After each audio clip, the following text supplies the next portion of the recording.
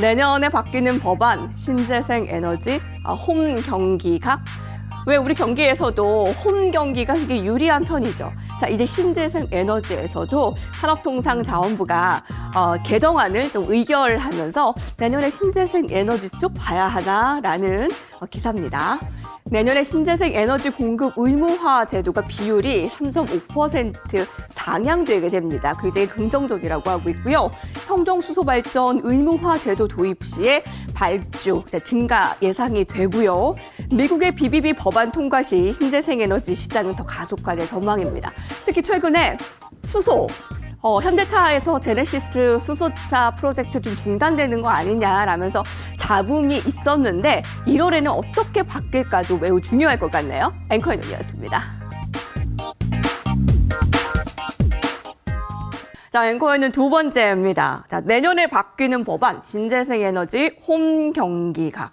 네, 우호적으로 법안이 바뀌는 건 참 주가 상승에 도움이 되는 요소지요. 자, 나영우 위원님, 시장성 자체가 좀 괄목할 만한 수준이어야 좀 주가도 반등하지 않을까 싶은데, 올해 참 원전도 참 얘기가 다시 나왔고, 또 현대차가 또 수소차 개발에 제동을 건 것도 모두 이 신재생 에너지와 연관이 깊었습니다. 자, 그럼 내년에는 신재생 에너지 시장성이 올해보다 더 좋을 것으로 예상하시는 건가요? 일단 결론만 말씀드린다라고 그러면 시장에서는 아직 크게 기대를 가지고 있는 부분은 아닙니다. 그런데 워낙 어떻게 보면 시장에서 좀 잊혀지고 있는 섹터임에도 불구하고 오늘 나온 이슈가 그래도 조금 위안이 되고 긍정적인 이슈는 맞기 때문에 한번 좀 소개를 좀 해드리는 그런 차원이라고 생각을 하시면 더 맞을 것 같습니다.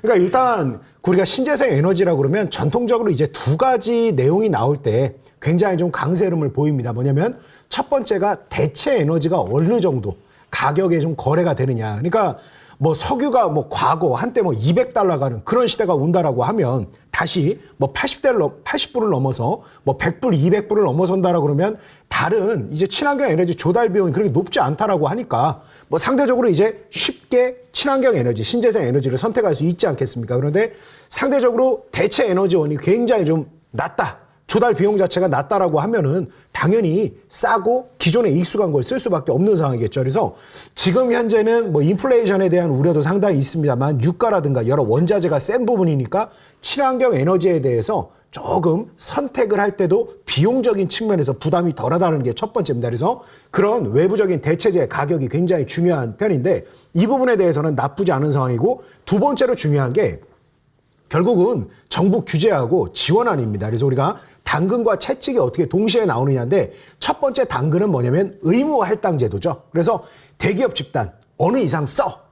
어느 정도 이상 사업을 영위하면 의무적으로 얼마 이상 써. 이런 식으로 해서 강제적으로 규제를 하는 부분이 있고 또는 이거 별로 차이 없는 거고 인프라 구축이 아직 좀 덜 돼서 조금 불편함이 있겠지만 이걸 사용하면 어느 정도 보조금을 지급해 주겠다. 그래서 당근과 채찍을 정부 정책에서 얼마나 강하게 가져가느냐 부분인데 지금 나와 있는 뉴스 자체는 결론은 더 조금 이제 의무 할당제 자체를 좀 높이는 이런 차원이라고 생각을 하시면 되겠습니다. 그래서 여기에서 이제 탄소 제로화까지 계속 등에 업은 상태니까 이런 의무 할당제라든가 이런 보조금 정책, 보조금은 아직 그렇게 세게 나오는 부분이 없는데 의무 할당 정책 자체가 조금 더 긍정적인 이슈인 건 맞습니다. 근데 결국 그럼에도 불구하고 이게 시장 자체를 얼마나 움직일 수 있을 것인가가 상당히 중요합니다. 그런데 아마 우리 시청자님들께서 풍력이라든가 태양광, 이제 원전 같은 경우는 다시 이제 좀 또 이제 대선을 앞두고 있는 상태에서 얘기가 굉장히 나올 듯 하다가 조금 이게 또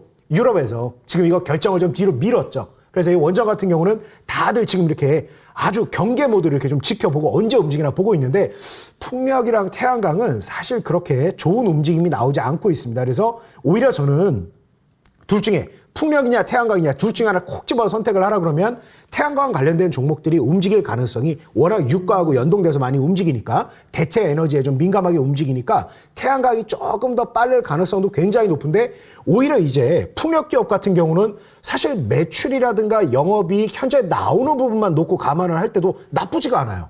그래서 의외로 저는 그러니까 우리 시청자님들에게 좀 말씀드리고 싶은 게 뭐냐면 정말 사람들이 관심이 없을 때예요, 지금. 이 두 섹터, 풍력이랑 태양광 아마 어디서도 얘기를 못 들으실 겁니다. 그래서 정말 기대가 적은 만큼 상당히 주가 좀 낮아 있는 상태고 거래도 많이 침잠되어 있으니까 의외로 소리 소문 없이 쓱 올라가도 부담이 없는 상태니까 관심 종목에 넣어보자. 일단 정부 정책은 의무 할당제를 강하게 가져가는 편으로 가져가고 있고 일단 빠른 쪽은 태양광이 조금 더 빠를 수 있다. 이렇게 좀 요약하겠습니다. 잊혀지는 섹터임에도 불구하고 은근히 군불같이 나타나고 있고 또 정부 정책이 이제 의무화 할당제가 나온다고 하니까 이게 또 의외로 지금 관심이 없을 때 관심을 두면 좀 기대가 없을 때 오히려 좀 좋은 수익이 나지 않을까 하는 부분. 풍력과 태양광 가운데는 태양광 쪽을 조금 더 우선적으로 보고 있습니다. 자, 앵커의 눈에서 주요한 기사들을 캐치해봤습니다. 이것이 트렌드다로 넘어가겠습니다.